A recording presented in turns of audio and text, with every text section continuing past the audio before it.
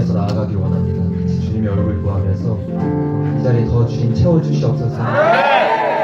주님 당신의 임재 없이는 나아갈 수 없습니다. 주님을 더 갈망합니다. 주님 이 자리에 임하여 주시옵소서.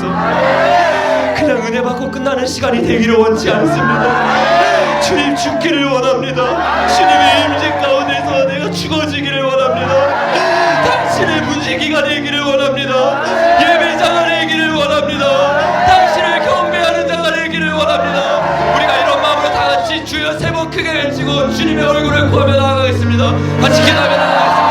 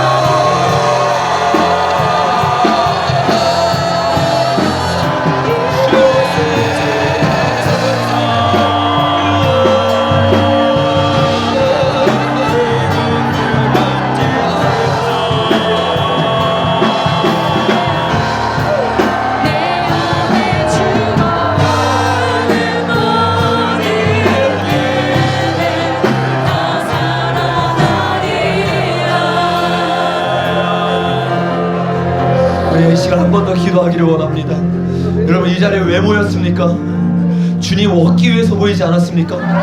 주님의 얼굴 구하기 위해서 모이지 않았습니까? 저는 이 자리에서 은혜 받기를 원하기 위해 온 게 아니에요. 죽기 죽기 위해 왔습니다. 여러분 조금 내가 살아있으면서 은혜 받기를 원하지 마세요. 완전히 죽는 시간이 되십시오. 어떻게 해야 죽을 수 있습니까? 어떻게 해야 내가 사라질 수 있습니까? 다른 방법이 없어요. 주님의 영광을 구하는 겁니다. 모세가 구했던 것처럼 주여 주의 얼굴을 보이소서, 주여 주의 영광을 보이소서, 주의 영광을 보이소서. 같이 기도하며 나아가겠습니다.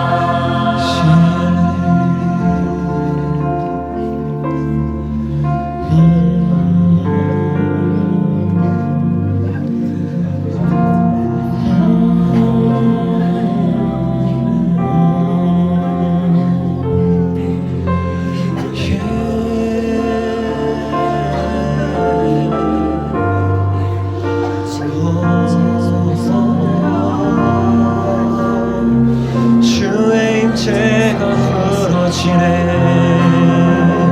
주님 당신을 구해요. 주님 당신의 얼굴을 주님만을 원해요.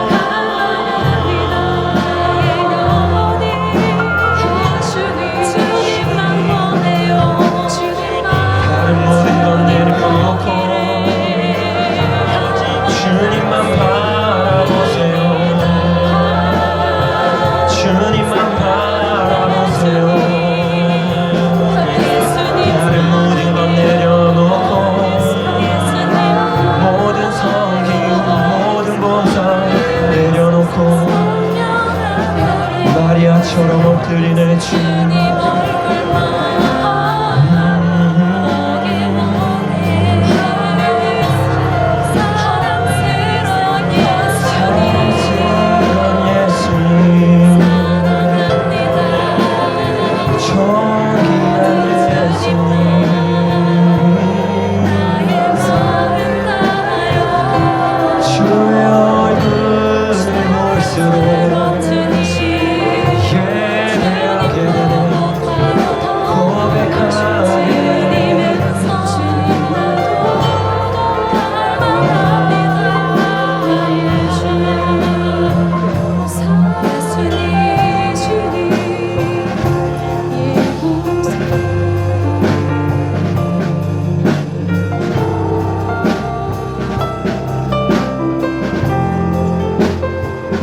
주님 앞에 서서 주님 앞에 주님만 바라보면서 읊조리면서 들으세요. 주님만 바라보세요.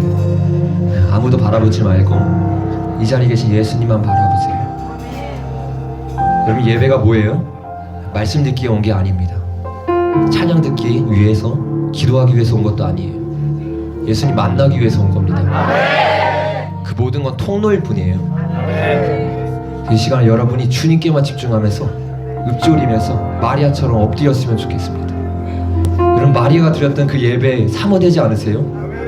아무도 바라보지 않고 주님 앞에 콧물과 눈물과 자신의 향유옥합을 깨뜨려서 주님을 예배했던 그 예배가 사모되지 않으세요? 지금 주님이 여러분 발 앞에 있습니다. 주님이 지금 여러분 발 앞에 있어요. 그 예배를 회복하십시오. 여러분의 눈물로 주님의 발을 닦여드리세요. 마음의 눈물로 주님의 발을 닦여드리세요. 마음의 노가짐으로, 물같이 녹아진 마음으로 주님의 발을 닦여드리십시오. 주님의 마음을 알아주세요. 주님, 이제 은혜 받기 위해서 나오는 게 아니라 주님의 마음 알기 위해서 나오길 원합니다. 당신의 눈물이 어디를 향했는지 내가 보기를 원합니다. 당신의 마음이 어디를 향하고 있는지 내가 보기를 원합니다. 하나님, 여러분 그거 아세요? 모든 제자들이 예수님의 마음을 몰랐어요. 바리새인도 몰랐고 제자들도 몰랐고 수제자들도 몰랐어요. 근데 그 예수님의 힘든 마음을 알았던 한 사람이 바로 마리아입니다. 다들 자기가 예수님이 왕 됐을 때 옆자리 하나 얻으려고 그랬는데 마리아는 그게 아니었어요. 마리아는 주님이 힘들어하는 걸 알고 있었습니다. 주님이 십자가 질 걸 알고 있었어요. 그래서 주님을 가서 위로했습니다. 오늘 우리가 드려야 되는 예배는 무엇입니까? 내가 은혜 받는 예배요? 내가 일주일 동안 너무 힘들게 살았으니까 내가 채워지는 예배요? 아니요. 오늘 제가 여러분과 드릴 예배는 주님의 마음을 위로하는 예배입니다. 주님의 마음을 공유하는 예배입니다. 그 주님 앞에 엎드려서 주님을 읊조리십시오. 주님 발 앞에 서 있으십시오. 그 주님 발 앞에 엎드려서 스스로 나아가세요. 아무도 여러분을 인도하지 않습니다. 이제는 누군가가 인도하는 예배를 기다리지 마십시오. 누군가가 이끄는 예배를 기다리지 마십시오. 그 예수님 앞에 스스로 나아가는 겁니다. 신앙생활은 개인적인 것입니다. 신앙생활은 철저하게 1대1입니다. 여러분이 스스로 그 주님 앞에 나아가서 무릎으로 꿇고 주님의 마음을 위로하여 주시옵소서. 주님의 마음을 알아주세요. 여러분이 10대 때, 이 청년 때 여러분의 눈물을 주님이 받으십니다. 이 귀한 고백을 주님이 받으십니다. 주님 더 임하여 주시옵소서. 우리 10대들 주님 버리지 마시고 더 깊은 임재로 임하여 주시옵소서. 더 깊은 임재로 임하여 주시옵소서. 주님 한 명 한 명이 주님 앞에 최고의 예배를 드리게 하여 주시옵소서. 향이 옥합을 깨뜨리는 예배를 드리게 하여 주시옵소서. 주님 발에 붙잡고 2시간 3시간이 어떻게 지나가는지 모르고 그 발 앞에 엎드려 예배드리게 하여 주시옵소서. 사랑의 눈먼자들이 되게 하여 주시옵소서. 사랑의 눈먼자들이 되게 하여 주시옵소서. 다 내려놓으십시오. 지금 하고 있는 거 다 내려놓으십시오. 오늘 주님께만 올려드리십시오. 오늘 주님께만 올려드리십시오. 아버지, 아버지, 아버지, 내 안에 기름 부어주시옵소서. 아버지, 임재하여 주시옵소서. 더 깊은 임재를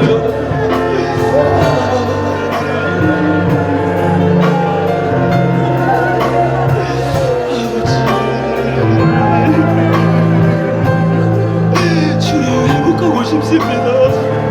주님 앞에 흘리던 눈물을 회복하고 싶습니다. 주님 앞에서만 흘리던 그 아름다운 눈물을 회복하고 싶습니다. 사람들 앞에서의 눈물이 아니라 주님 앞에서의 눈물을 회복하고 싶습니다. 주님 발 앞에 엎드린 눈물을 회복하고 싶습니다. 아버지, 아버지, 이 시간 이 자리에 회복하여 주시옵소서. 주님 이 시간 이 자리에 회복하여 주시옵소서. 말씀보다 예수님 자신을 원합니다. 그 어떠한 사람보다 예수님 자체를 원합니다. 예수님만 드러나세요. 예수님이 예배에 예수님만 드러나세요. 주님의 예배에 예수님만 거르세요. 우리가 당신을 기다립니다. 주님 당신을 기다립니다. 주님 당신을 기다립니다. 주님.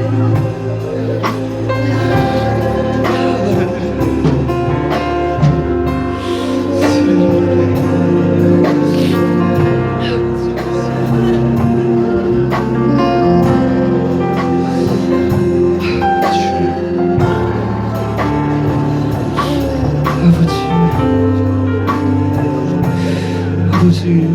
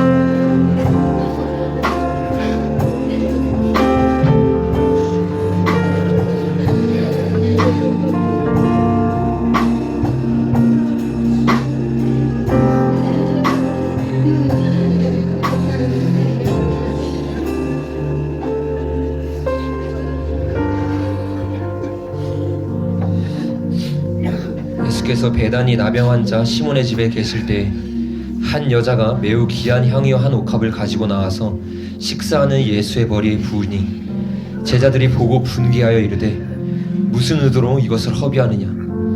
이것을 비싼 값에 팔아 가난한 자들에게 줄 수 있겠구나 하거늘 예수께서 하시고 그들에게 이르시되 너희가 어찌하여 이 여자를 괴롭게 하느냐? 그가 내게 좋은 일을 하였느니라. 가난한 자들은 항상 너희와 함께 있거니와 나는 항상 함께 있지 아니하리라. 이 여자가 내 몸에 이 향유를 부은 것은 내 장례를 위하여 함이니라. 내가 진실로 너희에게 이르노니 온 천하에 어디서든지 이 복음이 전파되는 곳에서는 이 여자가 행한 일도 말하여 그를 기억하리라 하시니라. 아멘. 오늘 이 예배를 갈망하시길 바랍니다. 말씀 전하고 싶은데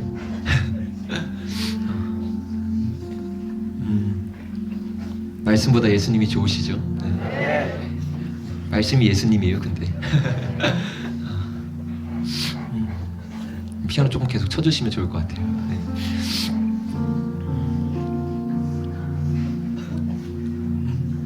무슨 말을 해야 될지 모르겠어요. 때로는 사람이 말하는 것보다 아무도 말하지 않고 주님을 기다리는 게 가장 좋을 때가 있습니다. 주님 발 앞에서 주님의 음성만 기다리는 게 가장 현명할 때가 있어요. 그럼 제 말에 집중하지 마시고요, 주님께 집중하세요. 여러분 개인의 예배를 드리는 겁니다. 네, 지금은 우셔도 상관없어요.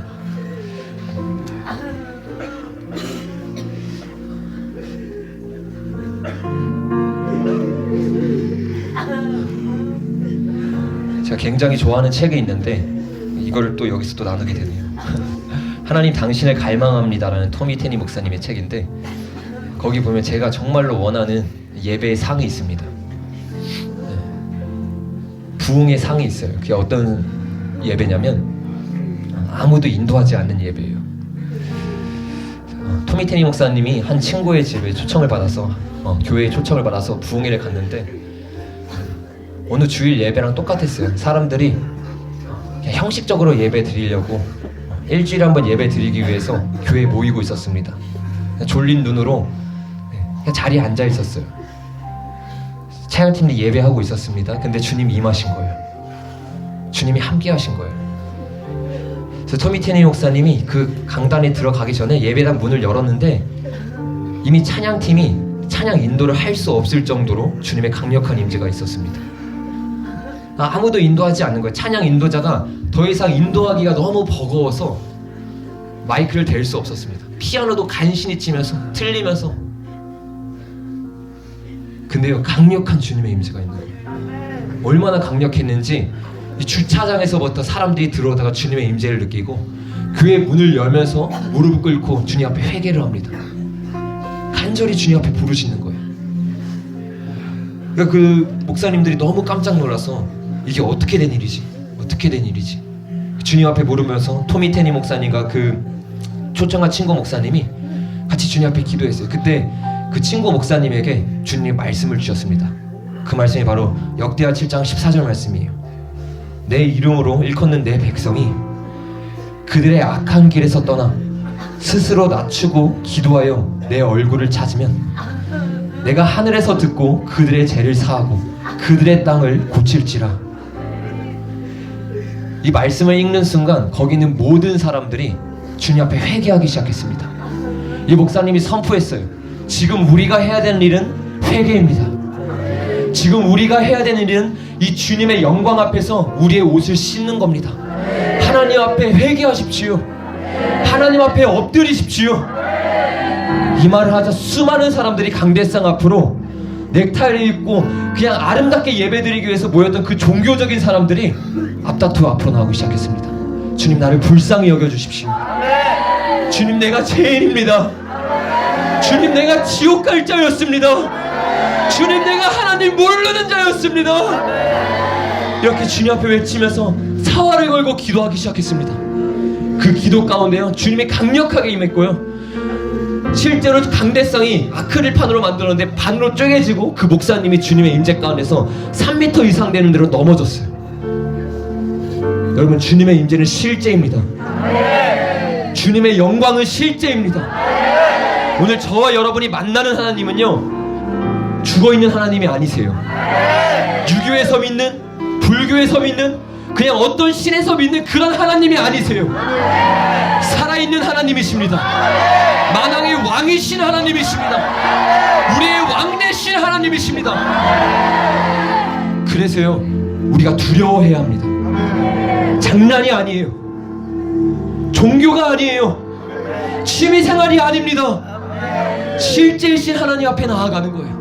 좀 이따도 나누겠지만 초대교회에서는요, 하나님의 강력한 임재가 임하니까 아나니아 삽비라가 거짓말이라는 이 조그만처럼 보이는 이 죄를 지었다고 그 자리에서 즉사했습니다. 이게 하나님의 영광입니다. 여러분, 오늘 그 주님의 영광을 원하십니까? 정말 원하십니까? 여러분이 원하는 삶을 살 수 없습니다. 여러분, 지금 이대로 살 수 없을 수도 있어요. 그래도 원하십니까? 다시 한번 결단하고 말하세요. 정말로 여러분의 마음 가운데 주님 진짜로 이 영광 맛보고 죽을 수 있다면 죽겠습니다라는 마음으로 다시 한번 아멘으로 화답하십시오. 저와 여러분이 진짜로 이런 마음으로 나간다면 주님 우리를 저버리시지 않으세요. 주님 우리에게 뭐라고 말씀하셨습니까? 내 이름을 일컫는 내 백성이 그들의 악한 길을 떠나 스스로 낮추고 기도하고 내 얼굴을 찾으면 내가 하늘에서 뭐 한다고요? 듣는데요. 그들의 죄를 뭐 한다고요? 사한대요. 그들의 땅을 고친대요. 이게 하나님의 약속입니다. 여러분, 신앙생활은 감정입니까? 아니에요. 말씀 위에 서서 말씀을 붙잡는 겁니다. 우리가 우리를 바라보며 신앙생활하는 게 아니에요. 우리를 바라보면 어디에 희망이 있습니까? 보소서 주님, 내 마음에 선한 것이 하나도 없나이다. 여러분, 이게 우리의 마음이에요. 근데 사람들이요, 착각합니다. 내 마음은 조금 괜찮을 거라고 생각해요. 그러니까 어떻게 하는 줄 아세요? 낙심하는 거예요. 그러니까 예배를 드리다가 오늘 마음이 안 녹아지면 낙심해요. 아, 오늘은 아닌가 보다. 아니요, 원래 아니었어요. 여러분, 원래 우리는 아무것도 아니었어요. 근데 우리 안에 이 교만한 마음이 있으니까, 우리 안에 나는 원래 조금 의롭고 중심이 괜찮다는 이 얄팍한 교만함이 있으니까 마음이 안 녹아지면 교만해가지고 주님 앞에 마음을 녹이지 못합니다. 아니요, 여러분, 우리는 원래 죄인입니다. 아무도 선한 사람이 없어요. 예수님이 모세를 이 땅에 부르셨습니다. 근데 모세를 부르면서, 노아를 부르면서 예수님이 그 시대 사람들을 보면서 이렇게 나타나세요. 그 사람들 마음 가운데 선한 것이 하나도 없는 것을 보고 한탄하신대요. 이게 인간입니다. 여러분, 원래 우리는요, 주님 앞에 나아갈 수 없는 자들이에요. 그래서 우리가 어떻게 됩니까? 마음이 안 찢어질수록, 애통하는 마음이 안 생길수록 더 사활적으로 주님을 붙잡아야 되는 거예요. 더 예수님께 초점을 맞춰야 된다는 거예요. 왜 여러분 사단에게 속고 계십니까? 왜 사단이 여러분을 낙심을 주는데 왜 그 모습 그대로 여러분을 보면서 낙심한 상태로 안 좋은 눈물을 흘리세요? 왜 자전하는 눈물을 흘리세요? 그 눈물이 아닙니다. 우리가 흘려야 되는 눈물은 예수의 얼굴을 바라보며, 그걸 바라보며 기쁨의 눈물을 흘리는 겁니다. 회복의 눈물을 흘리는 겁니다. 이 말씀이 여러분 가운데 굳건하게 설 때 우리가 흔들리지 않을 수 있어요. 우리가 얼마나 예배를 드리면서 감정적으로 드리는지, 예배를 드리다가 내가 뭔가 느껴졌으면 와, 주님이 임하셨나봐. 근데 안 느껴지면 주님이 안 임하셨나봐. 어디서 그런 기준이 나왔습니까? 여러분, 어디서 그런 기준이 나왔어요? 주님은 우리에게 그런 기준 주지 않았어요. 주님 우리에게 말씀하십니다. 그들의 악한 길을 떠나 스스로 낮추고 기도하여 내 얼굴을 찾으면, 주님이 느낌을 준다고 했습니까? 주님이 감정을 주신다 했어요? 아니요. 예수님 자체가 우리에게 임하시는 겁니다. 주님을 감정으로 제한하지 마세요. 주님을 느낌으로 제한하지 마세요. 주님은 말씀 자체이십니다. 그래서 우리가 이렇게 나아가면요, 우리의 예배가요, 실패할 수가 없어요. 감정이 아니니까, 눈물이 아니니까 날마다 기쁨이 있는 겁니다. 그렇게 말씀 위에 서서 나아갈 때 그 뒤에 감정이 따라오는 거예요. 그 뒤에 눈물이 따라오는 거예요. 여러분 여기 혹시 막 다른 친구들 다 눈물 흘리는데 나는 눈물 안 나니까 힘드십니까? 아니요, 상관없어요. 여러분이 주님 앞에서 마음의 눈물을 흘리세요. 주님 우리에게 뭐라고 말씀하는 줄 아세요? 너희 옷을 찢지 말고 너희 마음을 찢으라고 말했어요. 여러분 이 흘리는 눈물요 다 가짜일 수 있어요. 제가 너무 많이 봤어요. 눈물 흘리면서 기도하면서 주님 앞에 미친 듯이 부르짖는데 집 가서는 유리창 깨면서 부부싸움 합니다. 집 가서는 세상이랑 똑같이 살아요. 이 눈물은 주님이 받으시는 눈물이 아닙니다, 여러분. 주님이 원하시는 눈물이 아니세요. 주님이 원하는 눈물은요, 마음에서부터 흐르고 열매를 맺는 눈물입니다. 여러분 저는 오늘 여러분과 뜨겁게 기도하고 끝나기를 원치 않아요. 무슨 소용이에요? 뜨겁게 기도하고 집 가서 아무런 변화가 없으면, 내 삶 가운데 주님의 임재가 없으면 이거는 그냥 온실속의 하초밖에 안 되는 거예요. 그냥 세상에 나가서는 그냥 원하는 대로 사다가 죄에 넘어졌다가 교회 와가지고 이 임재 가운데서 회복되고 다시 돌아가고, 주님이 원하는 건 이게 아닙니다. 이걸 이어가는 거예요. 이어가면 어떻게 됩니까? 다음 주에 올 때는 더 깊어지는 거예요. 왜 임재가 계속 쳇바퀴 도느냐? 우리가 이어가지 못하기 때문입니다. 여러분 이번 수련을 통해서 그 임재를 이어가시기를 바랍니다. 그냥 예배 때만 주님 나는 주님의 순결한 신부입니다가 아니라 여러분의 삶에서 순결한 신부가 되십시오.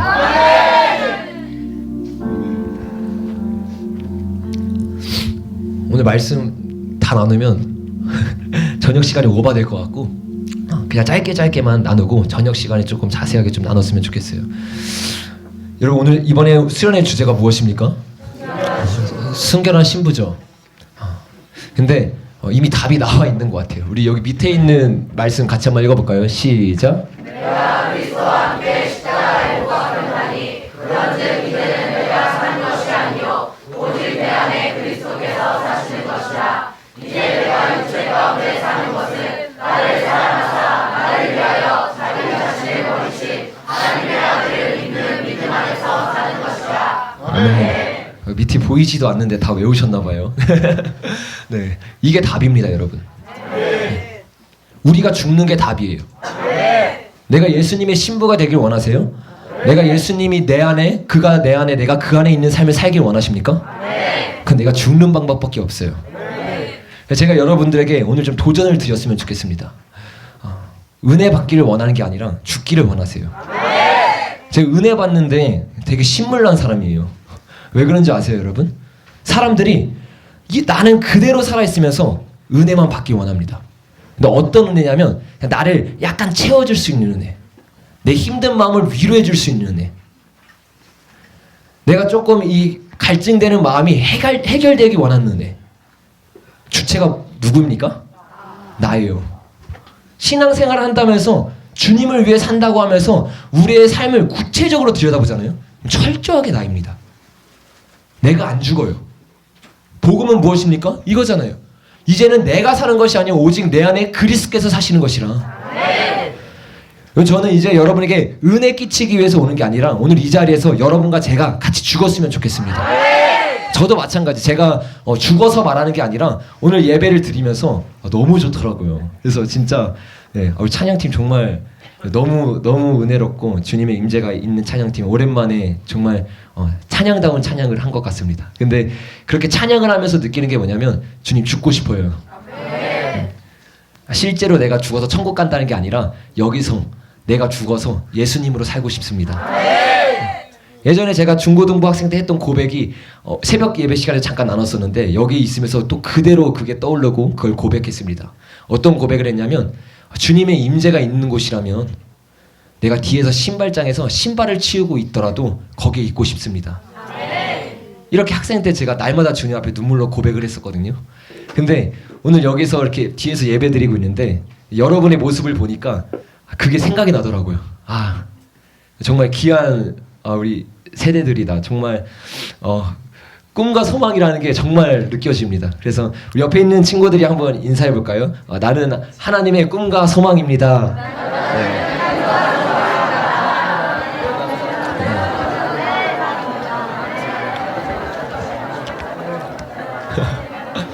분위기가 왜 이렇게 좋아요? 네.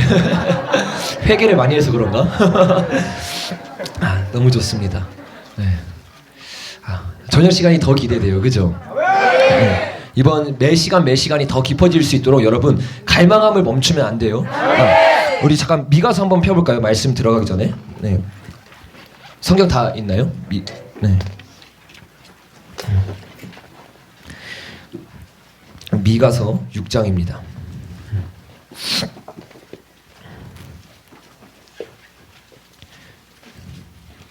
6장 8절이에요.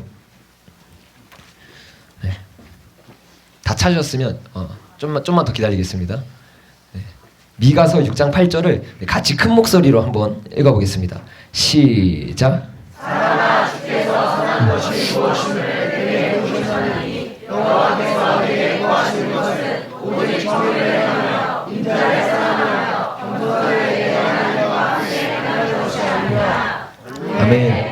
뭐라고요? 다시 한번 시작. 사랑아 주께서 선한 것이 무엇임을 내게 보이셨나니 여호와께서 내게 구하시는 것은 오직 정의를 행하며 인자를 사랑하며 겸손하게 대하는 자와 함께 행하는 것이 아니라. 아멘. 여러분 주님과 함께 행하는 자가 되길 원하십니까? 아멘. 주님과 동행하는 사람이 되길 원하세요? 아멘. 그럼 조건이 있어요. 그 조건이 뭡니까? 여호와께서 내게 구하시는 것은 오직 정의를 행하며 인자를 사랑하며. 근데 이 두 가지가 있어도 이게 없으면 안 돼요. 뭐냐면 겸손입니다.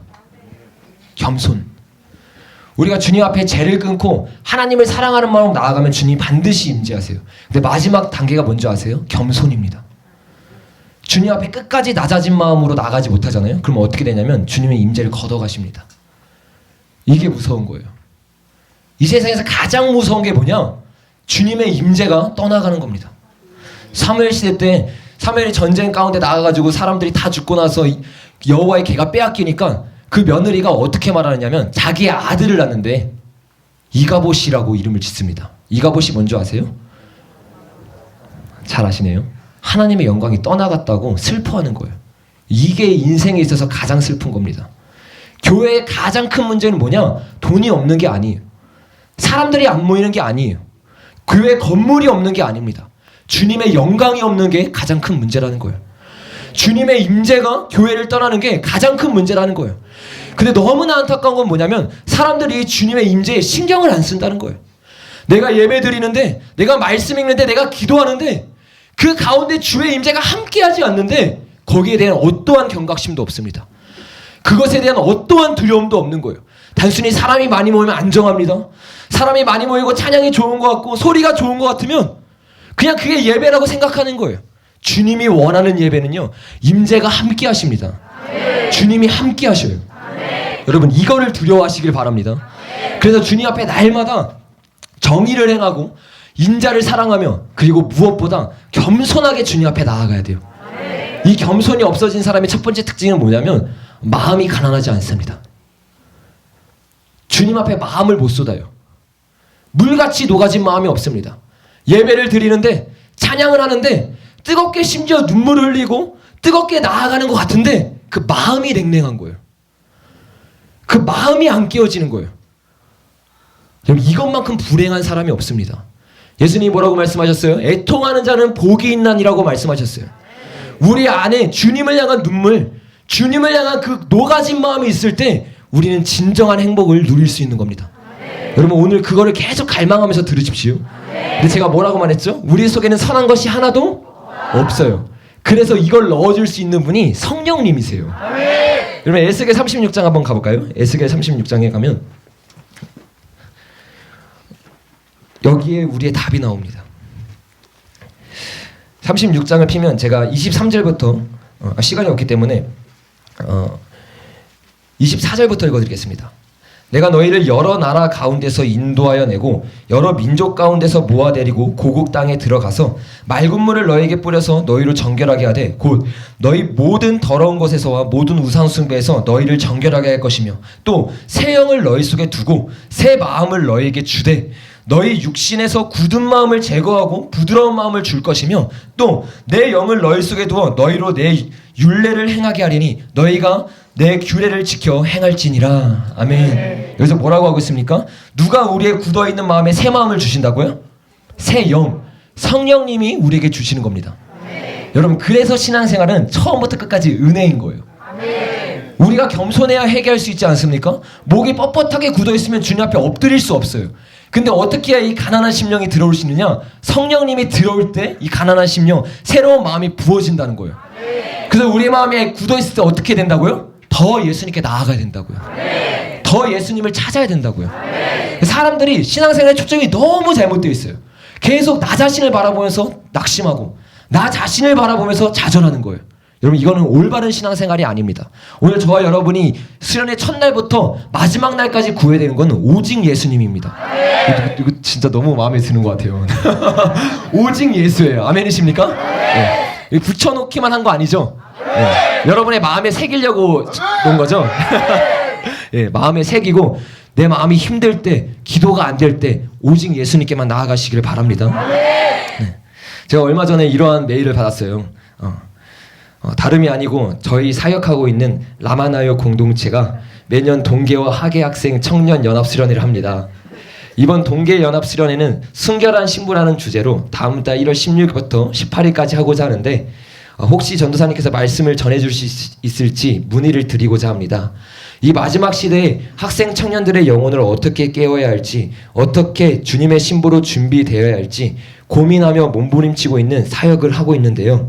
전도사님께서 우리 학생 청년들의 영혼을 깨우는 말씀을 선포해 주셨으면 좋겠습니다. 이렇게 메일을 받았어요. 근데 저 이 메일을 받고 진짜 너무 감사했어요. 왜냐하면 아직도 다음 세대 입맛에 맞게 설교하고 사역하는 게 아니라 이 다음 세대를 하나님이 원하는 세대로 만들기 원하는 공동체가 있구나. 하나님이 원하는 신부를 만드는 내 목숨을 걸고 몸부림치는 사역지가 있구나. 여러분 그것이 바로 이곳이 맞습니까? 너무나 감사했어요. 정말 우리가 우리의 몸으로 뼈저리 느낄 정도로 지금 우리는 말세를 살고 있어요. 근데 이런 말세를 살 때 우리에게 필요한 신앙이 뭐냐? 바로 정결한 신부가 되는 거예요. 주님 앞에 나가서 우리가 어떻게 해야 정결한 신부가 될 수 있을지 몸부림치면서 그것을 이뤄나가는 게 오늘날 신앙인으로서의 자세입니다. 그래서 저는 앞으로 남아있는 이 2시간 동안 여러분들과 이것에 대해서 이 설교를 좀 하기를 원해요. 어떻게 하면 우리가 하나님의 신부가 될 수 있고 우리의 부르심이 뭐고 이것에 대해서 정확하게 2시간을 통해서 나눠서 이렇게 좀 나누기를 원합니다. 여러분 첫 번째로 우리가 알아야 할 것이 있어요. 그게 뭐냐면 한번 따라해 보겠습니다. 우리의 부르심은 예수 그리스도의 정결한 신부입니다. 여러분 우리가요 살아가면서 왜 계속 우리의 마음 가운데 이 공허함이 있고 외로움이 있냐면 우리의 부르심을 찾고 있지 못하기 때문이에요. 제가 오늘 이 첫 찬양에 굉장히 은혜를 많이 받았는데요. 첫 찬양이 여러분 뭐였죠? 우물가의 여인처럼. 우리 사모님께서 저 막 1시 반에 오시라고 그래가지고 이 찬양 못 들을 뻔했어요. 네, 너무 은혜 받았는데 1시까지 와가지고 네, 여기 보면 이 가사가 뭐라고 그러냐면 우물가의 여인처럼 나 구했네 헛되고 헛된 것을 그때 주님 하신 말씀 내 세매와 생수를 마셔라 오 주님 채우셔서 나의 잔을 높이 듭니다. 많고 많은 사람들이 찾았었네 헛되고 헛된 것들을 주 안에 감추인 법에 세상 것과 난 비길 수 없네. 아멘이십니까? 여러분 많은 사람들이요 내 마음 가운데 있는 이 공허함을 채우기 위해서 무엇인가를 찾아요. 왜냐하면 사람은요 그 마음 가운데 쉽게 말해서 빵꾸가 있습니다. 구멍이 있어요. 무엇인가를 채워야 되는데 그 답을 알지 못하니까 어떻게 하냐면 세상으로 나아가서 그 답을 찾습니다. 오늘 우리 사모님께서 말씀해 주신 것처럼 이 우물가의 여인도 여러 번 이렇게 왔다 갔다 하면서 많은 곳을 찾았죠. 근데 그 답을 찾지 못했어요. 여러분 그 답은 어디에 있습니까? 예수님께 있어요. 예수님만 우리의 답이십니다. 우리의 공허함을 채울 수 있는 분인 거예요. 우리를 완전하게 행복하게 만들 수 있는 분이라는 거예요. 왜냐하면 우리를 만드신 분이 하나님이시기 때문입니다. 여러분 하나님이 인간을 만드신 목적은 분명합니다. 그것은 하나님과 우리가 사랑을 나누기 위해서라는 거예요. 단순히 생육하고 번성하고 땅을 다스리기 위해 우리를 만든 것이 아니라 그보다 근본적으로 우리와 사랑을 나누기 위해 우리를 창조하셨습니다. 그래서 이사야 6장에 보면 하나님을 찬양하는 스랍천사들이 나옵니다. 그들은 늘 하나님을 가까이하고 하나님을 찬양하며 예배드려요. 그리고 온 만물도 마찬가지예요. 예수님께서 제자들이 찬양하니까 바리새인들이 와가지고 예수님께 이들을 꾸짖으라고 그때 예수님 뭐라고 말씀하시냐면 만일 이 사람들이 침묵하면 돌들이 소리를 지르리라 하셨어요. 그러니까 천사들도 하나님을 찬양하고 있고 온 만물도 주님을 찬양하고 있는 거예요. 근데 여러분, 하나님은요, 여러분이 어떻게 들으실지 모르겠지만 이런 찬양을 받고 싶지 않으셨어요. 이게 무슨 말일까요? 이들은요, 그냥 만왕의 왕이신 하나님께 찬양을 할 수밖에 없는 존재입니다. 근데 주님은요, 그냥 찬양을 받기 원하는 게 아니라 사랑을 원하셨어요. 자발적인 찬양, 자발적인 경배, 자발적인 예배를 원하셨어요. 그래서 사람을 만드시고 사람에게는 그들에게 없는 자유의지를 넣어준 거예요. 에덴 동산에 사람을 만들고 나서 이들에게 아무런 선택도 없이 나만 바라봐가 아니에요. 거기에 뭐가 있었죠? 선악과가 있어요. 그들이 다른 것을 선택할 수 있는 기준을 주고 자유의지를 준 겁니다. 근데 그 가운데서 그들이 그 선악과를 선택하는 게 아니라 나를 선택하기를 원하셨던 거예요. 이게 하나님이 가장 원하시고 가장 사무치도록 원하는 연애이고 사랑이었어요. 그거를 다른 피조물이 아니라 우리 사람에게 주신 것이. 여러분, 이것이 하나님과 인간 간의 설레는 첫사랑의 시작입니다. 하나님은 모든 천사들과 만물들의 찬양보다 이 인간들에게 집중하기 시작했어요. 그래서 아담과 하와를 창조하고 나서 하나님은 창세기 3장 8장의 말씀처럼 이 땅에 내려오셔서 아담과 하와와 사랑을 나누기 시작합니다. 여러분, 우리가 여기서 기억해야 될 것이 있어요. 이 신부의 부르심은, 이 달콤한 부르심은 아담과 하와의 부르심이 아니라 인간의 부르심이라는 거예요. 교회의 부르심이고 오늘 이 자리에 있는 우리의 부르심이라는 거예요. 이게 예수님이 우리를 지으신 목적입니다. 그래서 에베소서에서 교회와 예수님의 관계를 이렇게 표현하고 있는 겁니다. 에베소 5장에 보니까 아내들이여 자기 남편에게 복종하기를 주께 하듯 하라. 이는 남편이 아내 머리됨이 그리스도께서 교회의 머리됨과 같으니. 뭐라고 표현하고 있습니까? 하나님과 교회의 관계를, 예수님과 교회의 관계를 남편과 아내의 관계로 비유해서 얘기를 하고 있다는 거예요. 그러면서 에베소 5장 31절에 보면 이렇게 말하고 있어요.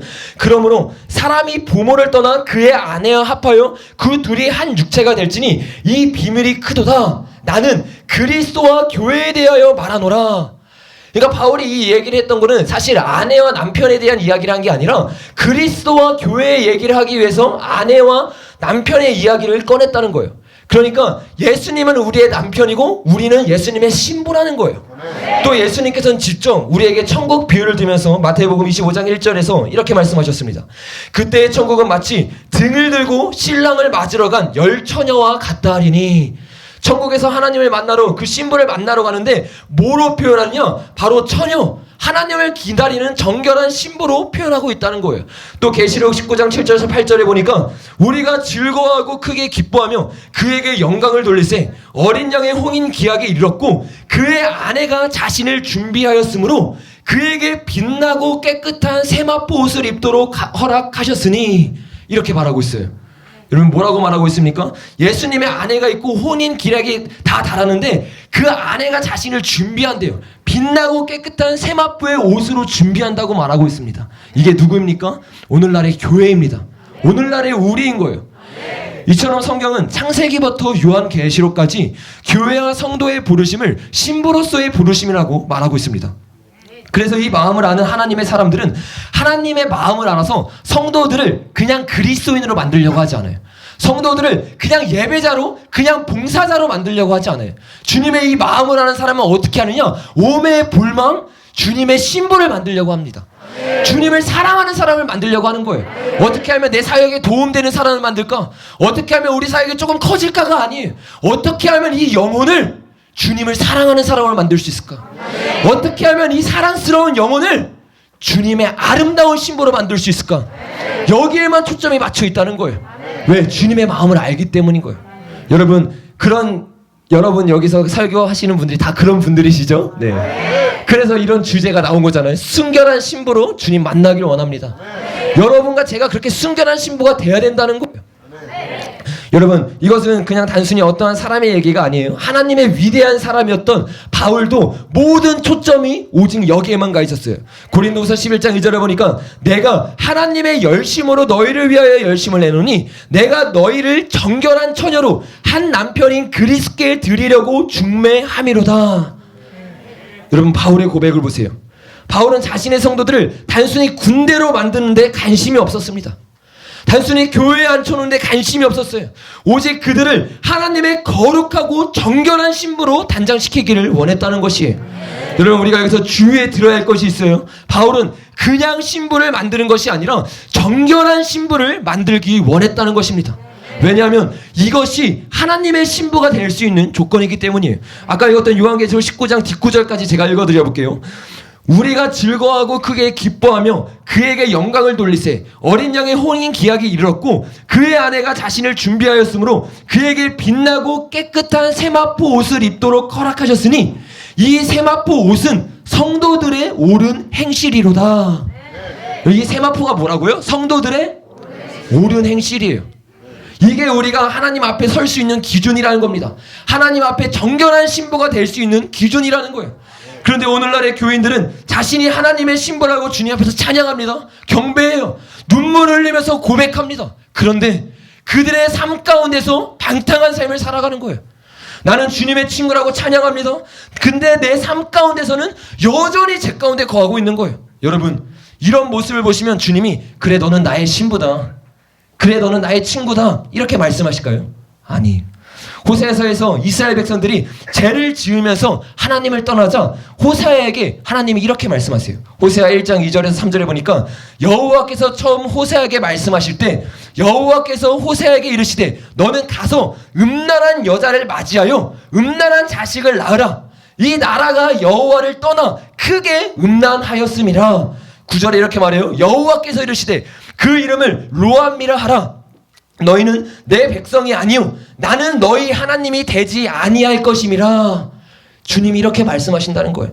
이스라엘 백성들이 여전히 하나님 가운데 있는다고 말하지만 그 음란한 가운데 살면서 하나님을 섬기다 말하니까 주님이 뭐라고 말씀하시느냐? 너가 아들을 낳으면 이름을 로암미로 할 건데 이 뜻이 너희는 내 백성이 아니고 나는 너희 하나님이 아니다. 주님이 이렇게 말씀하신다는 거예요. 그래서 우리가 주님, 나는 주님의 신부입니다라는 고백보다 중요한 거는 하나님이 나를 어떻게 생각하느냐가 중요하다는 거예요. 내가 아무리 주님 나는 친구가 되고 싶어요, 주님 난 신부가 되고 싶어요 말하면 뭐합니까? 주님이 그날에 내가 너를 모른다 할 수 있다는 거예요. 선지자 노릇하고 귀신을 쫓아내도 수많은 사람들에게 인정을 받아도 주님이 모른다면 어떻게 합니까? 그러면 신부가 아닌 겁니다. 여러분, 우리의 기준은 어디에 가 있어야 됩니까? 하나님께 가 있어야 되는 거예요. 세상이 기준이 아닙니다. 여러분, 제가 잘 인용하는 것처럼 마태복음 7장 21절 이하부터 보면 거기 유명한 사람들이 나옵니다. 어떤 사람들이요? 예언하는 사람들이요. 어떤 사람들이요? 귀신 쫓는 사람들이요. 여러분, 이것을 단순히 말씀 그냥 있는 그대로만 생각하면 안 돼요. 오늘날로 생각해 보십시오. 예언이 일어나고 귀신을 쫓아요. 그런 사람이 몰립니다.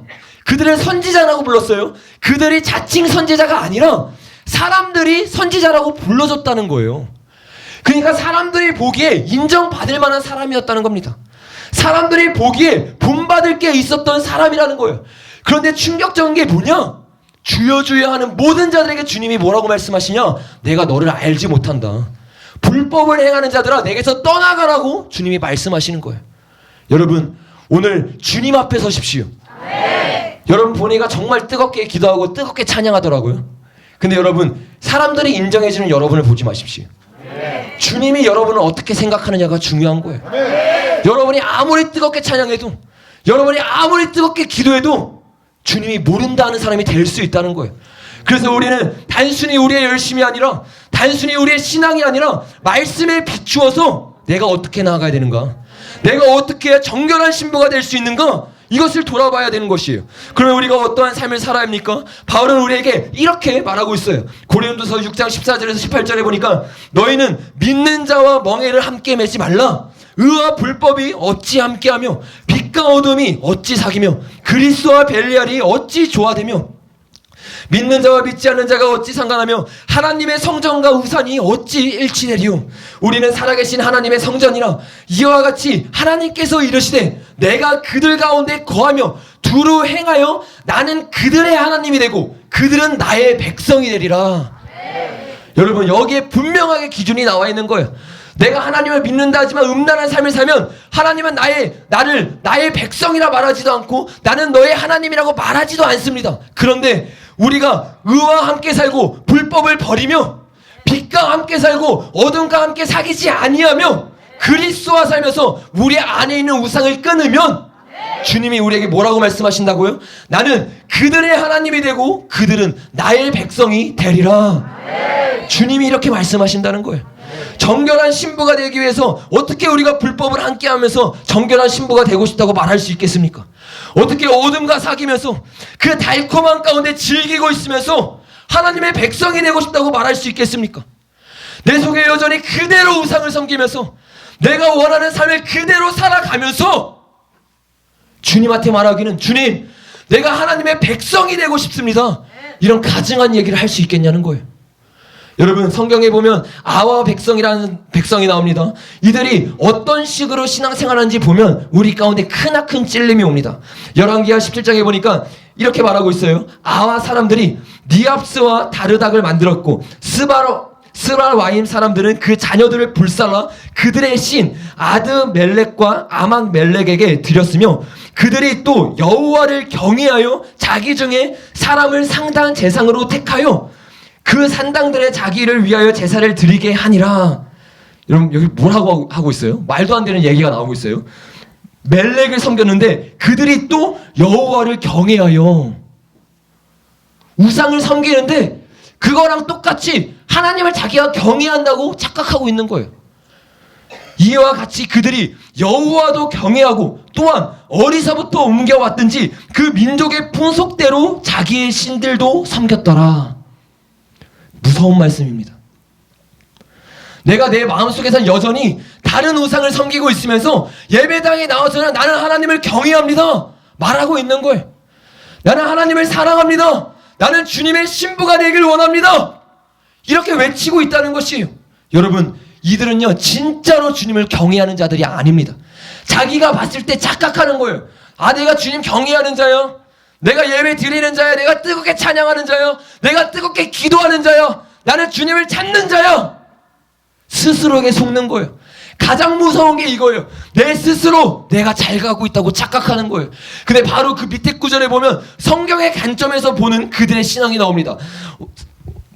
34절부터 이렇게 말하고 있어요. 그들이 오늘까지 이전 풍속대로 행하여 여호와를 경외하지 아니하며, 그들의 고백은 자신이 분명히 여호와를 경외한다고 말하고 있는데 성경에서는 뭐라고 말하느냐, 그들이 여호와를 경외하지 아니하며 라고 말하고 있다는 거예요. 그리고 그 밑에서 보니까 또 여호와께서 이스라엘의 이름을 주신 야곱 자손에게 명령하신 율례와 법도와 율법과 계명을 준행하지 아니하는도다. 이게 이들의 신앙이었다는 거예요. 여러분, 이런 신앙은요 이 이하 백성에게만 일어나고 있는 게 아니에요. 오늘날 교회도 마찬가지입니다. 주님을 믿는다고 하면서 여전히 내 마음 가운데 내 우상이 있는 거예요. 내가 섬기고 싶은 그대로 놔두고 나는 여전히 그대로 살아있으면서 주님도 섬긴다고 말합니다. 주님도 경외한다고 말합니다. 여러분, 이 착각에서 벗어나지 않으면 희망이 없습니다. 내가 두 가지 신을 섬기고 있다는 걸 깨닫지 못하면 주님 앞에서 희망이 없는 거예요. 주님은 이런 백성을 보면서 나는 너의 백성이 아니다, 이렇게 말씀을 하신다는 거예요. 그래서 오늘 저와 여러분이 눈이 열려야 됩니다. 나는 과연 누구를 섬기고 있는가? 나는 하나님을 경외한다고 말하면서 나의 마음속에 다른 것을 섬기고 있지 않은가? 나의 마음속에 또 다른 우상이 있지 아니한가? 주님 앞에서 저와 여러분을 돌아봐야 합니다. 여러분, 이러한 신앙 이하 백성들뿐만 아니라 이스라엘 백성들도 마찬가지였습니다. 이스라엘 백성들의 이런 신앙을 보면서 하나님은 예레미야 2장에서 이렇게 말씀하세요. 여러분이 이해하기 쉽게 세 번역 성경으로 제가 읽어드리겠습니다. 처녀가 어찌 자기의 보석을 잊으며 신부가 어찌 결혼식에 입을 예복을 잊을 수 있느냐. 그런데 나의 백성은 이미 오래전에 나를 잊었다. 얼마나 오래되었는지 셀 수도 없구나. 너는 연애할 남자를 호리는데 능숙하다. 경험 많은 창녀도 너에게 와서 한 수 더 배운다. 여러분, 제가 여러분이 가장 하기 위해서 말을 하는 게 아니라 성경 그대로 읽어드렸습니다. 하나님이 신부를 불렀다는 이스라엘 백성들에게 하나님이 뭐라고 말씀하시냐? 너는 연애하는 남자를 호리는데 아주 능숙하다. 경험 많은 창녀도 너에게 와서 배워야 된다. 여러분, 창녀가 사랑을 나눕니다. 왜 사랑을 나누죠? 그 사람을 진짜 사랑해서가 아니에요. 다른 목적이 있는 거예요. 자기의 목적이 있었기 때문에 진짜로 사랑하는 게 아니라 여러 사람과 사랑을 나누면서 당신을 사랑한다고 고백하는 거예요. 근데 하나님이 말씀하기를 이스라엘 백성들아, 너희가 나를 사랑하는 게 능숙한 남자를 호리는 것처럼 사랑한다. 창녀들도 너에게 와서 배워야 된다. 무슨 말입니까? 너희가 신부라고 말하는데, 너희가 나를 사랑한다고 말하는데 사실은 나를 이용하고 있구나. 나를 진짜로 원하는 게 아니라, 나를 진짜로 갈망하는 게 아니라 너의 사역을 위해서, 너의 꿈을 위해서, 너의 가족을 위해서, 너를 위해서 나를 이용하고 있구나. 주님이 이렇게 말씀하고 있는 거예요. 여러분, 얼마나 무서운 말씀입니까? 우리는요, 신부가 되면 안 돼요. 정결한 신부가 돼야 됩니다. 하나님만을 사랑하는 신부가 돼야 된다는 거예요. 여러분, 우리가 이것을 놓쳐버리면 내가 하나님을 신부라고 생각하면서 지옥에 떨어질 수 있다는 것이, 이 얼마나 충격적인 문제입니까? 저와 여러분들이 이 수련회를 통해서 정말로 내 자신을 돌아봐야 된다는 거예요. 나는 지금 뜨겁게 기도하지만 천국에 갈 자인가, 지옥에 갈 자인가? 나는 주님이 말씀하시기에 순결한 신부인가, 아니면 자칭 순결한 신부인가? 여러분, 도대체 이들이 어떻게 예배를 드렸길래 하나님께서 이들에게 이렇게 심한 말을 하셨을까요? 이들의 예배를 예레미야 7장에 보면 우리가 자세히 살펴볼 수 있습니다. 우리 예레미야 7장을 같이 한번 펴보겠습니다.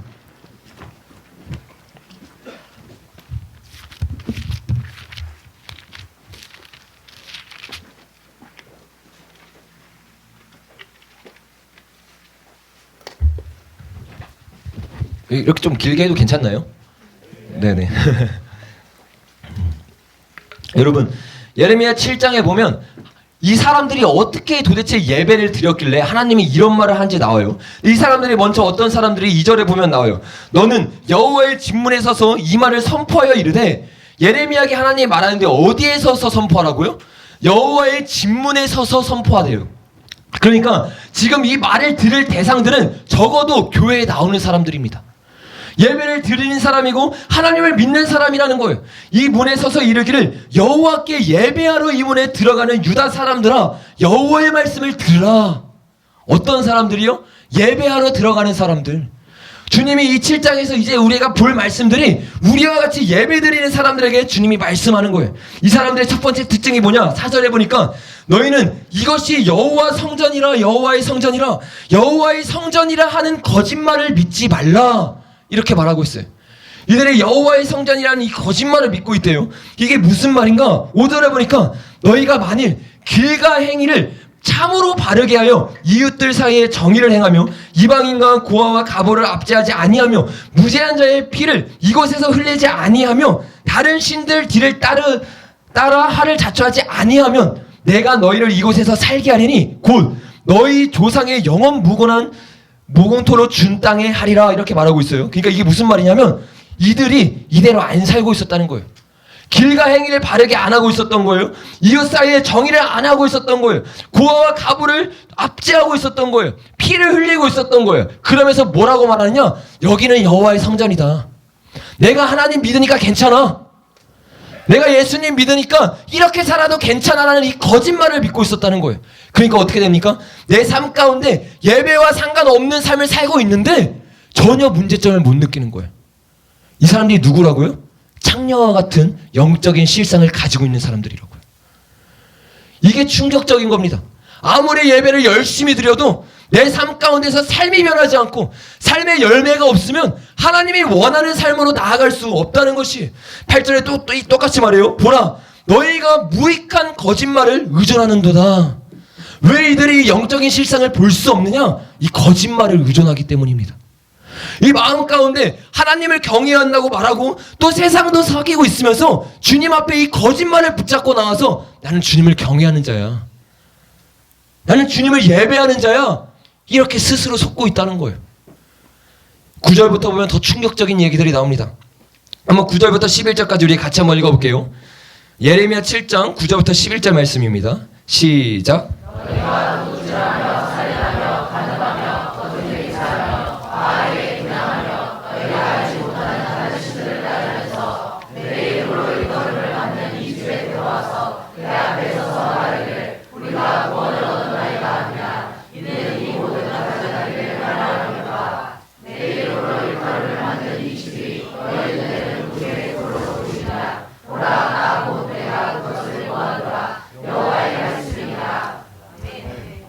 여러분, 이들이 예배 드리러 나왔어요.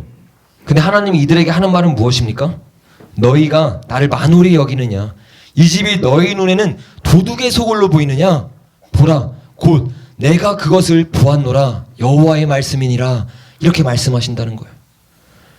여러분, 오늘 우리가 우리의 삶을 돌아봐야 됩니다.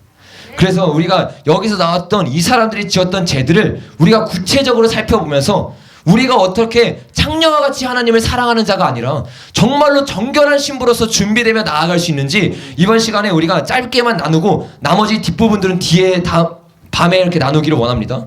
여러분, 여기서 첫 번째로 말하고 있는 죄가 있어요. 그게 뭐냐면 도둑질입니다.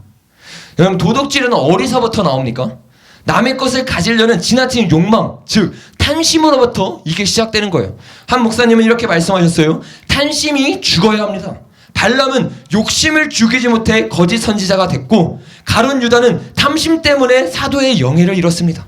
하나님과 재물을 겸하여 섬기는 것은 불가능합니다. 탐심은 우상 숭배입니다. 주님께 쓰임받고 버림받지 않으려면 탐심을 버려야 합니다. 여러분, 교회를 다니고 있지만 내 안에 탐심, 이 욕심을 버리지 못하면 주님께 쓰임받다도 버림받을 수 있다는 거예요. 그게 누구라고요? 발람이었어요. 그게 누구였다고요? 가룟 유다였습니다. 하나님의 제자였어요. 하나님이 뽑은 12명 중에 속한 사람이었어요. 그런데 그가 자신의 죄를 가지고 있으니까 버림받은 사람이 될 수 있었다는 것입니다. 그러면 여러분 가운데 이런 세상적인 육신, 안목의 정욕, 이생의 자랑, 그런 것들이 여러분을 사로잡고 있다면 오늘 그것을 끊으시기를 바랍니다. 완전히 박살내시기를 바랍니다. 주님 앞에 회개하셔야 되는 거예요. 여러분, 두 번째로 여기서 나타내고 있는 죄가 바로 살인이에요. 근데 여러분, 여기서 살인한 사람 아무도 없죠. 근데 예수님께서 우리에게 아주 친절하게 이 살인이 무엇인지에 대해서 산산수훈에서 이렇게 말씀하셨어요. 마태복음 5장 21절에서 22절에 보니까 나는 너희에게 이르노니 형제에게 노하는 자마다 심판을 받게 되고 형제에 대하여 나가라 하는 자는 공회에 잡혀가게 되고 미련한 놈이라 하는 자는 지옥불에 들어가게 되리라. 이게 하나님이 우리에게 명령하시고 있는 바라는 거예요. 그러니까 여기 예레미야서에서 말하고 있는 살인은 뭐냐? 우리가 형제를 미워하는 마음을 가지고 있으면 영적인 살인을 짓고 있다는 것입니다. 여러분, 제가 교회 안에 있으면서 정말 깜짝 놀란 게 뭐냐면요, 얼마나 옆에 있는 사람을 싫어하는지, 얼마나 당을 짓는지, 얼마나 서로 시기하고 질투하는지 모릅니다. 그러면서 교회에 나와요. 그러면서 예배를 드립니다. 그리고 예배 끝나고 나서 저 뒷구석에 가서 당을 지어가지고 욕을 하는 거예요.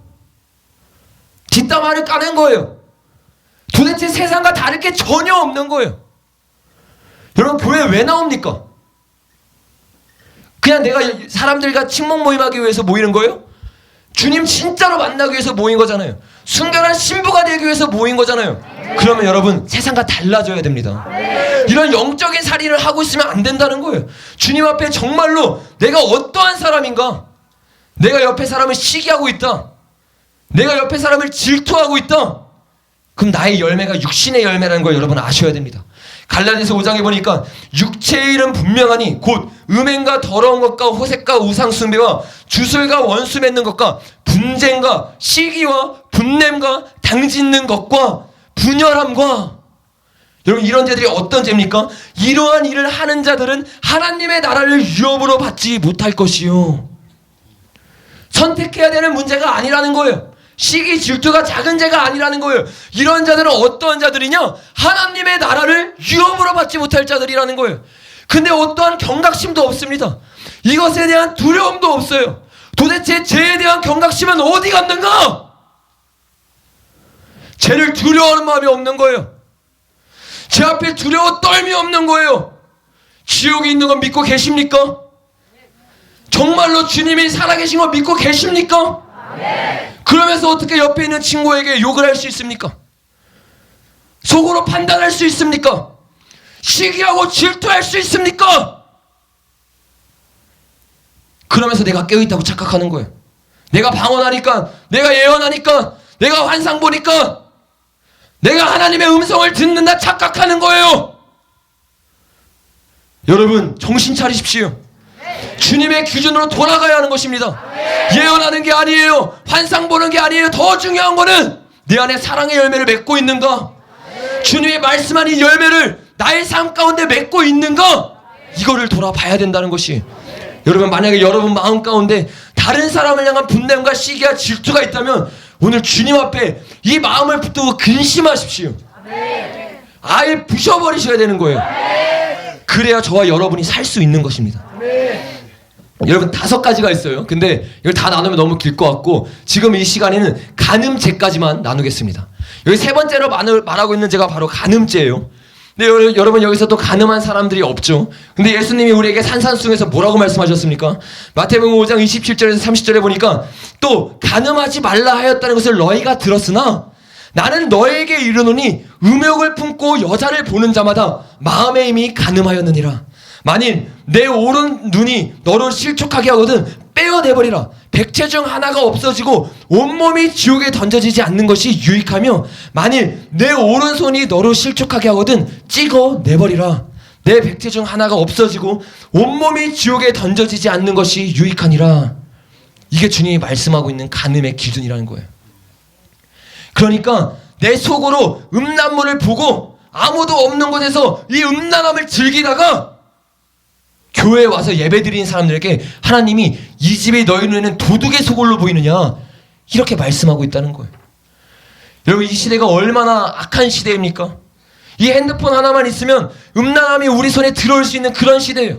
특별히 남자들은 얼마나 이 음란함 가운데 노출되어 있습니까? 혼자 있는 시간에 여러분은 하나님과 교제를 나누십니까? 주님과 사랑을 나누십니까? 아니면 이 은밀한 중독에 빠져서 헤어져 나오고 있지 못하십니까? 여러분 이것에 대한 경각심이 있어야 되는 거예요. 교회가 이걸 알려주고 찔러줘야 되는 거예요. 너희가 이대로 살면 안 된다. 너희가 혼자 있는 시간을 지켜야 된다. 여러분 이러한 책 제목이 있습니다. 아무도 보지 않을 때 당신은 누구인가? 아무도 보는 이 없을 때 당신은 누구인가? 이게 중요하다는 거예요. 주님이 말하는 음란은 사람들 앞에서 행하는 음란이 아니에요. 아무도 보지 않는 너의 마음속 그곳에서 너희는 뭐하고 있느냐. 여러분 제가 충격적인 통계 자료를 하나 받았어요. 이 음란물 사이트에 들어가는 그 사이트 통계 자료를 봤는데 어떤 일이 있냐면 수요일 날이랑 일요일 날만 그 통계치가 내려간다는 거예요. 여러분 이게 무슨 말이에요? 수요 예배가 있고 주일 예배가 있을 때는 그 통계치가 내려간대요. 여러분 이게 웃을 일이 아니에요. 여러분 우리가 교회를 다니면서 그만큼 죄를 똑같이 짓고 있는 거예요. 세상과 교회에 나와서는 내가 거룩하다 말하고 하나님 앞에 눈물 흘릴 수 있는데 혼자 있을 때는 죄를 이길 수 있는 힘이 없는 거예요. 죄에 허덕이고 있는 거예요. 죄를 즐기고 있는 거예요. 여러분 주님은 이런 사람들에게 뭐라고 말씀하신다고요? 너희가 내 성전이 도둑의 소굴로 아느냐. 예수님이 이 땅에 내려와서 어떻게 하셨어요? 성전에 가서 성전의 모든 것을 뒤엎으셨어요. 그리고 말했어요. 나의 성전을 도둑의 소굴로 여기지 마라. 똑같은 맥락입니다. 성전을 더럽히는 것만 잘못된 걸까요? 아니요. 우리 마음의 성전을 더럽히는 것도 잘못된 겁니다. 여러분 이게 남자들에게만 속한 것입니까? 아니에요. 여러분 예수님이 이 음란에 대해서 호사야에서 말하면서 뭐라고 말씀했습니까? 이 백성이 음란한 죄를 내게 지었다. 음란한 죄가 뭐냐? 영적인 음란은 단순히 음란 죄뿐만 아니라 하나님과의 나의 이 관계에서 다른 것을 놔두는 겁니다.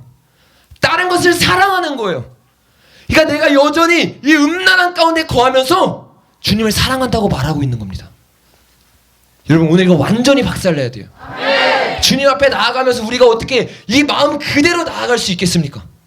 제가 실제적인 남자들에겐 팁을 하나 드릴게요. 욥이요 어떻게 했냐면 처녀를 주목하여 보지 않았다고 했습니다. 눈 돌리기라는 거예요. 쉽게 말해서 남자들도 마찬가지예요. 남자들뿐만 아니다 여자들도 마찬가지예요. 다른 세상의 모든 미디어가 하나님보다 높아졌다면 나는 음란한 죄를 하나님께 범하고 있는 거예요. 그럼 어떻게 됩니까? 내 손에 핸드폰을 많이 들고 있기보다는 성경책을 들고 오십시오. 우리가 얼마나 이 핸드폰에 중독이 되어 있는지 몰라요. 이게 우리의 영성을 다 갉아먹습니다. 여러분 이걸 아셔야 돼요. 지금 수련회 하는 게 중요한 게 아니라 수련회 끝나고가 중요한 거예요. 수련회 끝나고 집에 들어가서 핸드폰 보고 있으면 뭐합니까? 수련회 끝나고 집에 가가지고 SNS 하고 있고 내가 하고 싶은 거 하고 있고 유튜브를 통해서 재밌는 거나 보고 있으면 내가 은혜 받아서 뭐합니까? 쳇바퀴 도는 거예요. 여러분 그러면 어떻게 되는지 아세요? 나중에 하나님을 떠납니다. 왜? 이 괴리감이 너무 느껴졌어요. 내가 여기 와서는 누구보다 뜨겁게 기도하는 사람인데 집에 가서는 누구보다 죄인인 걸 내가 아니까 이 괴리감에서 헤어져 나오지 못하는 거예요. 이 정죄감에서 헤어져 나오지를 못하는 거예요. 여러분 핸드폰을 멀리 하시길 바랍니다. 네. 한 가지만 더 나눠볼게요. 네 번째로 거짓 맹세입니다. 여러분 이 거짓 맹세를 보면 우리가 다른 여태까지 나눴던 다른 죄에 비해서 연약한 죄라고 생각할 수 있어요. 아무것도 아닌 죄라고 생각할 수 있어요. 근데 그거는요 순전히 우리 착각이에요.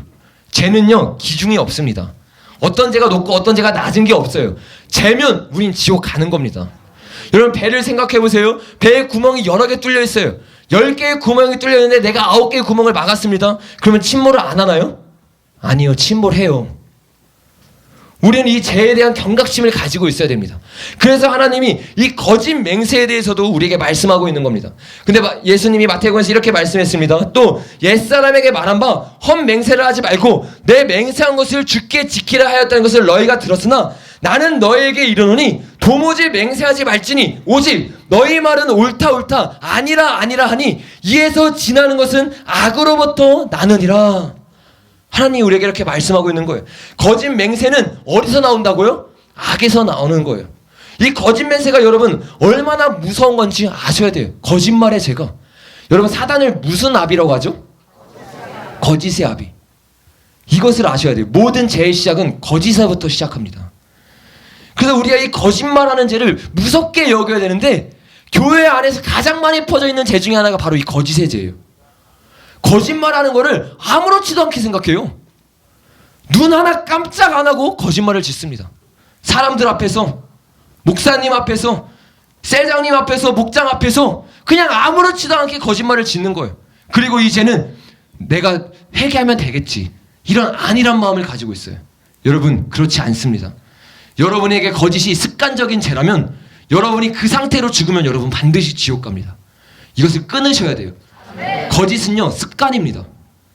내가 한번 거짓을 지으면 계속적으로 거짓을 짓게 돼 있어요. 그리고 나중에는 어떤 일이 일어나냐면 내가 거짓을 짓고 있는지도 모르는 상태가 되어버리는 거예요.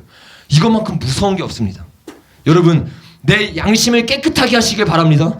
그래서 주님 앞에 여러분의 죄를 완전하게 회개하셔야 돼요. 근데 거짓은요 이것보다 더 심각하게 우리가 다뤄야 될 필요가 있어요. 왜냐하면 여러분 우리가 하나님의 임재산에 오르기를 원하지 않습니까? 주님의 정결한 신부가 되기를 원치 않습니까? 그 임재산에 오르는 비결 중에 하나가 거짓 맹세하지 않는 자입니다. 시편 24편에 보니까 여호와의 산에 오를 자 누구며 그의 거룩한 곳에 설 자가 누구이며 곧 손이 깨끗하며 마음이 청결하며 뜻을 허탄한 데 두지 아니하며 거짓 맹세하지 아니하는 자로다. 여기에 거짓 맹세가 들어가요. 하나님의 영광을 맛보는데 엄청나게 큰 죄들을 회개해야 될 것 같은데 꼭 이거 하나를 여기 떼놨어요. 손이 깨끗하며 마음이 청결한데 거짓말을 넣을 수도 있는데 늦지 않고 이것을 빼놨습니다. 그만큼 하나님이 이 거짓에 대해서 경각심을 가지고 있다는 것입니다. 여러분 삶 가운데 이런 거짓말이 있습니까? 만약에 있다면 이것을 빼버리십시오. 그리고 정직으로 나아가셔야 돼요. 여러분 제가 말하는 거짓말을 입으로 하는 거짓말이라고만 생각하면 안 됩니다. 여러분의 직장에서 여러분이 아무도 보고 있지 않을 때 그냥 넘어가는 그 거짓말들, 세상이 다 하니까 나도 해도 되겠지, 이 정도쯤이야 하는 이 거짓말, 이거를 버리셔야 된다는 거예요.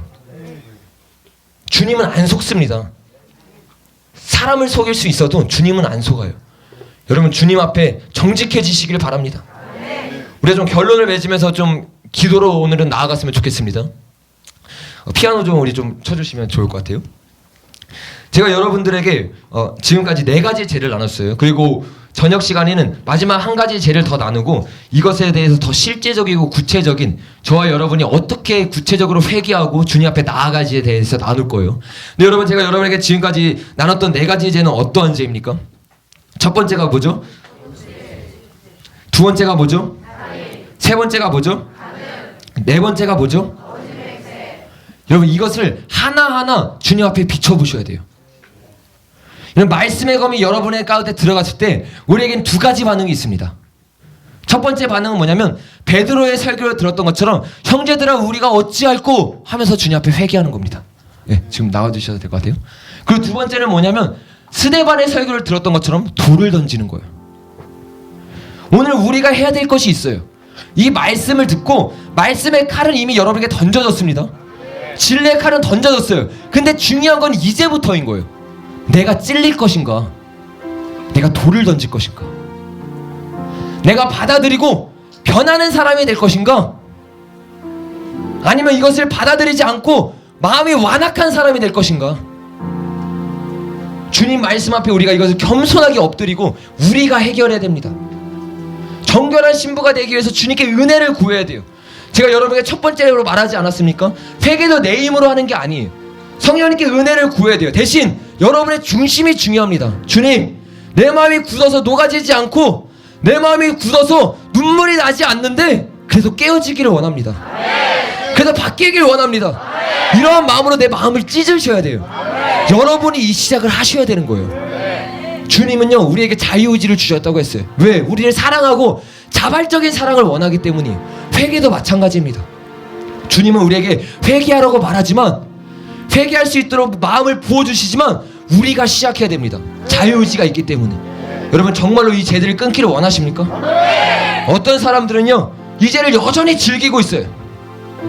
그리고 이 죄를 끊고 싶지 않은 마음 가운데 이 완악한 마음 가운데 있습니다. 근데요 주님께 은혜를 구하면 이 마음이 바뀔 수 있어요. 여러분의 중심이 정말로 깨어지고 싶다. 이 음란의 중독에서 정말로 헤어져 나오고 싶다. 정말 죄의 중독에서 내가 이전에 헤어져 나와서 주님을 정말로 사랑하는 사람 되고 싶다. 이런 사람 되고 싶습니까? 여러분 그러기 위해서 우리가 이 시간 주님 앞에 구해야 될 게 있어요. 그게 뭐냐면 주님의 영광입니다. 주님의 영광이 여러분 이 아나리아 삽비리아 얘기를 아까 제가 하지 않았습니까? 주님의 영광 앞에 있을 때 이 조그만 죄가 다 드러나는 거예요. 사람들은 속일 수 있지만 내 앞에 있는 나의 높은 직이 있는 그 사람은 속일 수 있지만 주님은 속일 수 없습니다. 주님은 여러분의 모든 것을 아시는 분이세요. 여러분의 머리털 하나하나까지 다 세심받으신 분이세요. 그래서요 내 스스로 회개할 수 없지만 주님의 임재가 임하고 주님의 영광이 임하면 내 눈이 열리는 거예요. 내가 얼마나 죄인인지 깨달아지는 거예요. 말씀을 들을 때는 거짓 맹세, 살인, 음란함, 도덕질 내게 잘 안 다가왔지만 내가 기도하면서 성령님께 은혜를 구할 때 성령님이 우리에게 눈을 열어주십니다. 너가 그런 자다. 너의 안에 있는 이 음란함을 깨트려야 된다. 너의 안에 있는 이 더러움을 해결해야 된다. 주님 앞에 완전히 바뀌어야 된다. 이 시간에 우리가 먼저 이 죄들을 주님 앞에 정말로 회개하면서 나아가길 원합니다. 그리고 이 마지막 시즌에 우리가 어떻게 살아야 되는지 저녁 시간에 나눌 건데 가장 먼저 해야 되는 게 이 회개라는 거예요. 주님 앞에 내 마음을 찢어야 된다는 거예요. 오늘 이것이 없고는 저녁 시간이 있을 수 없습니다. 여러분의 마음을 주님 앞에 온전히 찢지 않고는 주님이 임하실 수 없어요. 여러분 오늘 우리가 한 마음 한 뜻으로 주님을 구합시다. 한 마음 한 뜻으로 주님 앞에 정말로 이전에 내가 지었던 모든 죄 주님 앞에 회개합시다. 주님 앞에 마음을 찢으며 나아갑시다. 우리가 이런 마음으로 다 같이 주여 크게 세 번 외치고 주님 앞에 기도하며 나아가겠습니다. 주여